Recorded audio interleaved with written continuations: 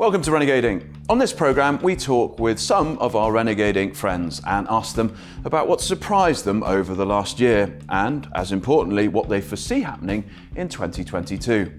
Strap in, it's about to get interesting.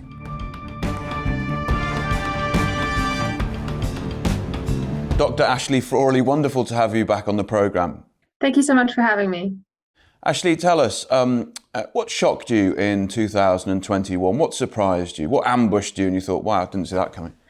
I don't know, after 2020, does anything shock us anymore? I think the thing that most shocked me was the ease with which we abandoned so much of what we thought was worthwhile in favor of bare life, really. I mean, everything that isn't strictly functional is now recast as superfluous, as unnecessary.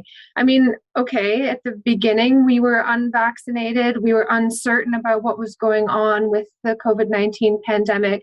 It made sense to be careful around the holidays.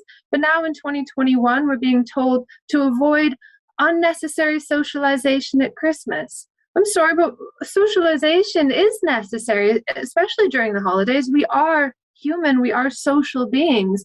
I mean, what is necessary now? Simply life? I thought that, life isn't just living, it's meaning. And we give meaning to life socially. I mean, for some people, caring for other people is their reason for being. I mean, I feel like I was really blindsided by just how little value we were able to give to so many things, so many of the little things that make life meaningful in favor of prolonging life sometimes. And that reductionist approach really took you aback? Yeah, absolutely. Especially, I work in education, I work in higher education, and what goes on in a university is not just the information that I give to students, it's right. The people that they meet, it's the experiences that they have, and all of this now is seen as unnecessary. What are your predictions for 2022? What do you foresee coming down the track for this new year? It's interesting. We live in interesting times. Is that a blessing or a curse? I think it can be a curse because so many things that we never thought possible, so many things we never thought we would accept, we do now accept. And so we can, in the future, if we're not careful, through a very slow education process, come to allow things to be slowly removed from us that, a year or two ago, we never believed we would allow. A year and a half ago, somebody sent me some conspiracy theory and I laughed. I said, no one would ever accept that. No one would ever accept, it was a phone version of the whole electronic chip theory that, one day we'll all have electronic chips in our palm. And I said, no one will ever accept that. And now it's like, yes, of course you have to have, all of your documents on you to go to a restaurant, of course. And I think, I still think that's crazy, by the way. I don't think we'll be electronically chipped. But the sorts of things that I laughed at and I thought were insane 2 years ago, now we just accept as part of life. And as a responsible citizen, we think, yeah, you should give in.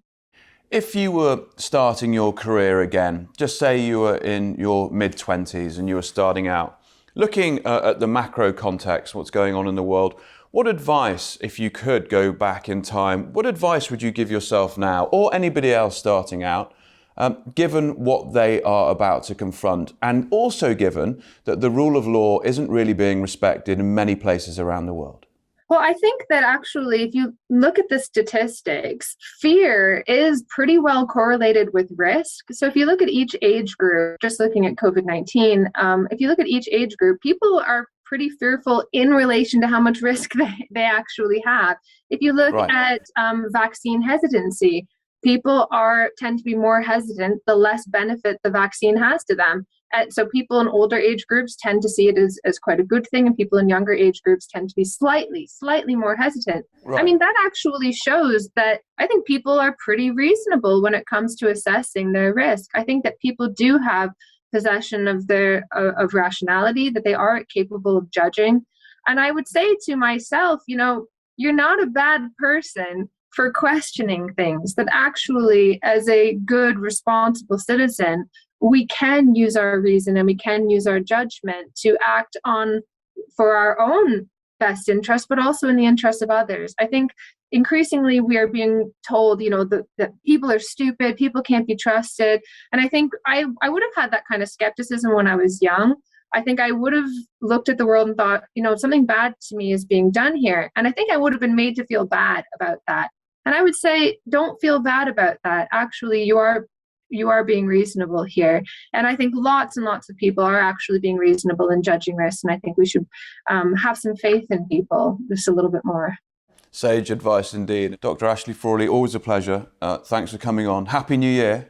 Thank you. You too.